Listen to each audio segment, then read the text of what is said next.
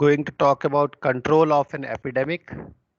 Okay, in the last lectures, we had seen how epidemiologists work, what are the different tools and terms that they use when they are studying any disease.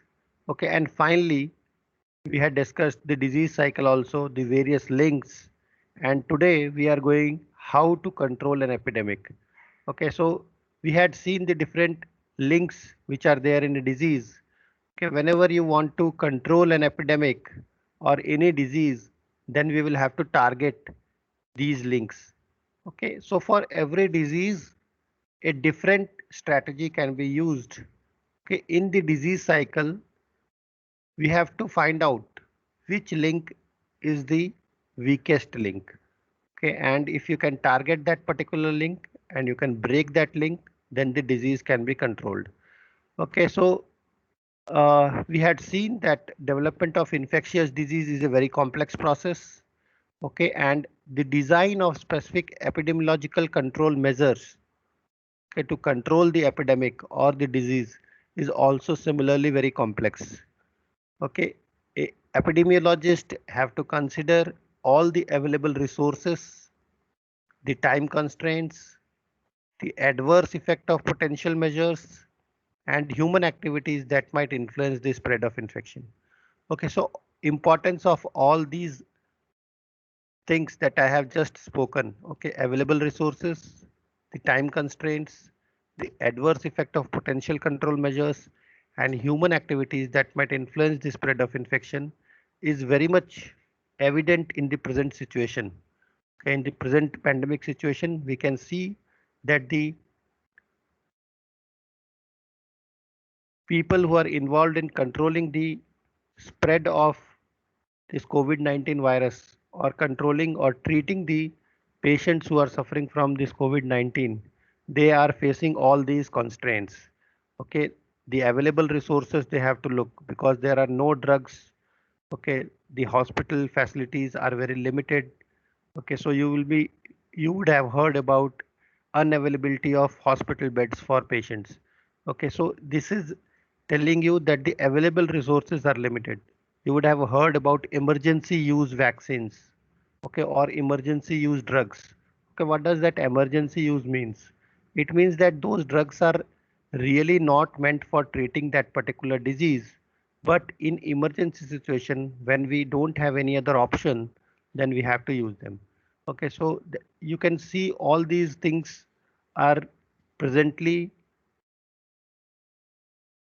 circulating in the media, in the hospitals also, in the news also, you can see all these things. The availability of resources is very limited. Okay, there is time constraint also because the disease is spreading very fast. Okay, so you have to treat many patients, they don't have much time. Okay, they are in serious conditions. Okay, so what treatment should be given, that has to be decided, and all the emergency use medicines which are available, they are being used. Okay, then we have to see the adverse effect of potential control measures. We know that giving that particular drug will have adverse effect, but we are still using it because we don't have any other options. Then human activities, even after so much cases of COVID-19, people are not following what is known as COVID appropriate protocols. Okay, they are roaming here and they are not wearing masks, they are not following social distancing. Okay, so human activities have to be checked, and that is why there are measures which the government is taking. They are imposing fine on people who are roaming without mask. They are restricting people from going outside by implementing lockdowns, okay, night curfews, all those things, all those steps are being taken. Okay, so all these things have to be taken into consideration whenever one wants to control a particular disease. Okay, so these measures, the points that should be taken into consideration include availability of resources, what are the time constraints, whether the disease is spreading very fast or it is a slow spreading disease, then adverse effect of potential control measures, whatever measures you take, what potential adverse effect it can have, that has to be taken into consideration, and then we have to weigh the profit to the cost, and then we have to decide whether that potential measure needs to be taken or not. Okay, then human activities that might influence the spread of infection, that has to be taken into consideration and that has to be controlled. Okay, so all these things are very much being implemented in present situation, so you can all make a relation. Okay, you can relate whatever is written here to the present situation. Okay, then many times control activities reflects compromise among different alternatives. Okay, so as I was telling that the measures that one take to control the disease may have several adverse side effect also, but we will have to make a compromise. Okay, and whatever alternatives are available, in that whatever is best, that we have to select and apply. Okay, now to proceed intelligently, one must identify components of infectious disease cycle that are primarily responsible for particular epidemic.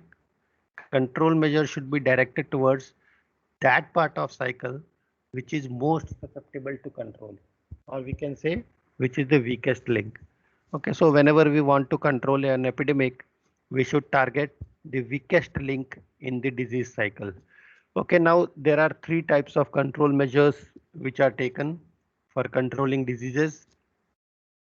The first type is directed towards reducing or eliminating the source or reservoir of infection. Okay, so there are three approaches which are generally taken. The first is to reduce or eliminate the source or reservoir of the infection. We had already discussed what is a source and what is a reservoir. It is the place where the pathogen lives. Okay, so how it can be reduced or eliminated? So the steps which are taken for uh, this include quarantine and isolation of cases or carriers. Okay, so if you quarantine or isolate the person who is the carrier of the pathogen, okay, then the source can be controlled, because that person himself is acting as the source because they are active carriers. So they must be quarantined and isolation. Then second is destruction of animal reservoir of infection. If suppose the reservoir or source is an animal, then it is better to destroy that animal or kill that animal. Okay, so these two examples is very much relevant today. We are saying that to control the spread of COVID-19, the people who have contracted the disease, okay, who have become COVID positive, they are being quarantined or they are being kept in isolation. Okay, this is to just spread, to control the spread of the virus. Okay, second thing, it is very much evident in controlling the bird flu or the swine flu infections, in that the animals which are positive for the swine flu or animal flu, they are being destroyed or they are being killed. Okay, that is to prevent the spread of viruses from that animal to other healthy animals or to humans. Okay, the third step that can be taken is treatment of sewage to reduce water contamination.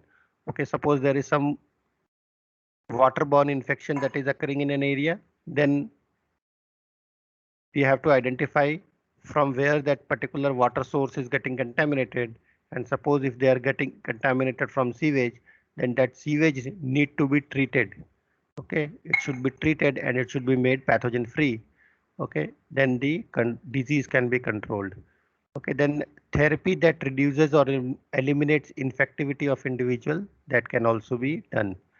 Okay, so these are the different measures which are trying to reduce or eliminate the source or reservoir of infection. Okay, beside this approach, there can be other measures also that can be taken to control epidemics. For example, there can be measure to break the connection between the source of infection and susceptible individual. Okay, so suppose if we are not controlling the source or reservoir, okay, then what can be done?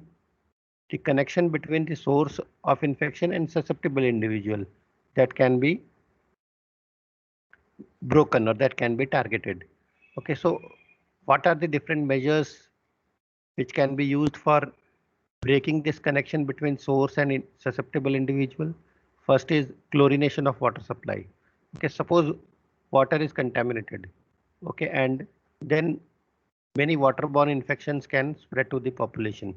Okay, then what can be done? If you chlorinate the water supply, the pathogens will be killed and the transmission of pathogens from water to healthy individuals can be broken. Then the second thing is pasteurization of milk. Okay, there are many diseases which are spread through raw milk. Okay, if the milk is pasteurized, the pathogens can be killed and the transmission of pathogen from milk to healthy individuals can be prevented. Then supervision and inspection of food and food handlers, destruction of vectors by spraying the insecticides. Okay, so these are all things which can be used to target the transmission of pathogens from the source and reservoir to susceptible individual. Okay, so you can look at this last example, that is destruction of vectors. In our home also, we are using many mosquito repellents, creams, or we have vaporizers which vaporize the insecticide and try to control mosquitoes. Okay, in societies, the municipal corporation people, they spray certain chemicals which help in controlling the spread of the growth of mosquitoes. Okay, even in water bodies which have stagnant water, municipal corporations spray certain chemicals which will prevent the growth of mosquitoes in those water bodies. Okay, so this is mainly to destruct or kill the mosquitoes which are the vectors for many deadly diseases. Okay, so this is the different steps. These are the different steps which can be taken to break the connection between the source of infection and the susceptible individual. Okay, now the third type of control measure, it reduces the number of susceptible individual and raises the general level of herd immunity by immunization. Okay, so this is another approach that can be taken to control an epidemic. Okay, if you are not able to control, say, the source of infection, if you are not able to say break the transmission of pathogen from the source to the healthy individuals, then you can also target the susceptible individuals by raising their immunity, by raising the herd immunity of the population, the pathogens can be controlled. Okay, number of passive immunization programs to give temporary immunity. Okay, that can be done. Then active immunization to protect individuals from pathogen, that is also being done. Okay, so these are the two main approaches: passive immunization, where preformed antibodies are administered.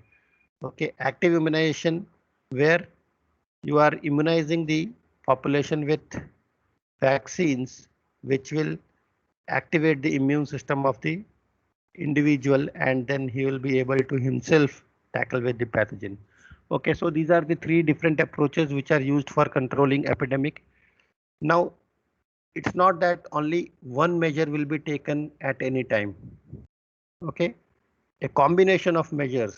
Okay, all these three approaches can be taken together also. Okay, you can just relate these things with the present situation. We are trying to control the source of infection by isolating people. We are trying to break the connection between source and infection by using masks and by using sanitizers, all those things. And thirdly, we are also trying to raise the immunity of the people, and we are trying to develop herd immunity by large scale massive immunization programs against COVID-19. Okay, so it's not that an epidemiologist will take only a particular measure at one time. Okay, so all the different available options can be utilized at the same time. Okay, and can be used to control the disease. Okay, so this is the different approaches, okay, which can be used for controlling infectious diseases and which can be used for controlling epidemics. Now let us look at the role of public health systems, okay, which are also known as epidemiological guardians. Okay, so control of an infectious disease relies heavily on well-defined network of clinical microbiologists, nurses, physician, epidemiologist, infection control personnel, okay, who supply epidemiological information to network of local, state, national or international organization. These individuals and organization comprises the public health system. Okay, so in any country, at any place, if you take a small city or if you take a large country, always there is a public health system. Okay, and this public health system, it comprises of number of different people, including microbiologists who are working in laboratories, okay, including the people who are involved in treatment of patients like doctors, physicians, you have nurses, then there are people who are epidemiologists, who are studying the disease, who are studying how the disease is spreading, what are the factors which are responsible for spread of the disease, and what are the control measures that should be taken. Okay, so all those people and then infection control people, they all together form the public health system. Okay, you would have seen that in this COVID-19 situation, the first to be immunized with COVID-19 vaccines were the frontline workers, which included the people who were involved in controlling the disease, like doctors and all the medical staff, as well as the people who are responsible for controlling the spread of infection, the people who are involved in cleaning, okay, and the people who are involved in controlling the people, okay, like police and all those people. So they were the frontline workers. So all they together form the public healthcare system. Okay, and in every country there is a public health system. Okay, as I told you that in India we have Ministry of Health and Family Welfare, which is looking after the public health. Okay, in America there is Centers for Disease Control and Prevention, and if we look at the international level, we have World Health Organization, which look after the public health. Okay, and they are also known as epidemiological guardians because they look after the diseases that are coming and that are spreading in the world. Okay, so this was all about epidemiology. The last topic in epidemiology is the emerging threat of bioterrorism. Okay, so what is bioterrorism?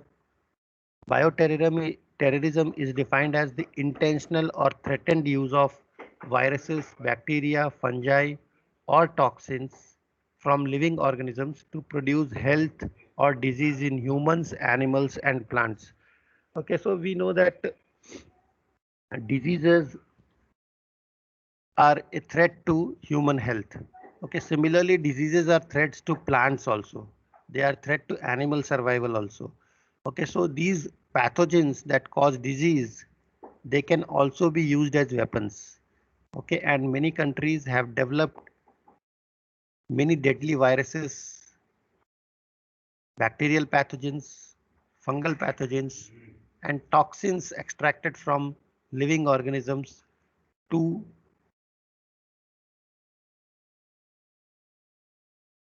kill people. Okay, so they have developed them to threaten people or to kill people. Okay, although they are being not presently used, but still many countries have developed these deadly viruses, bacteria, fungi, and toxins for mass destruction. Okay, and just like any other weapon, okay, just like any chemical weapon which are developed for chemical warfares, similarly biological weapons are being developed for biological warfares. Okay, many country yesterday only I told you that for example US have developed many laboratories across the world, okay, to work on these biological weapons. They have been created and they have been stored, and probably some people think that this COVID-19 virus, which is now causing a pandemic, was also developed in one of these labs which are involved in developing biological weapons, and from there it has got leaked. Okay, but the reality no one knows, and none of the government in the world will reveal it. Okay, but still we can see what is the potential of the biological weapons. Okay, just one virus, which is COVID-19, can cause so much devastation in the entire world.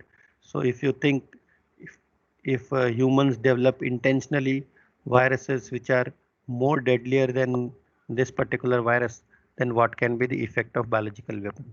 So it is thought that the biological weapons are even more devastating than nuclear weapons. Okay, for example, here, a few kilogram of anthrax can kill as many people as a Hiroshima-sized nuclear bomb.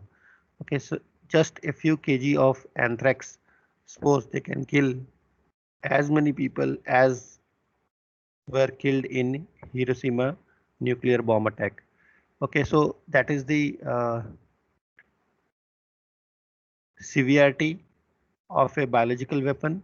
Okay, the effect of any pathogen, or how much severe a pathogen can be just imagined from the present COVID-19 infection.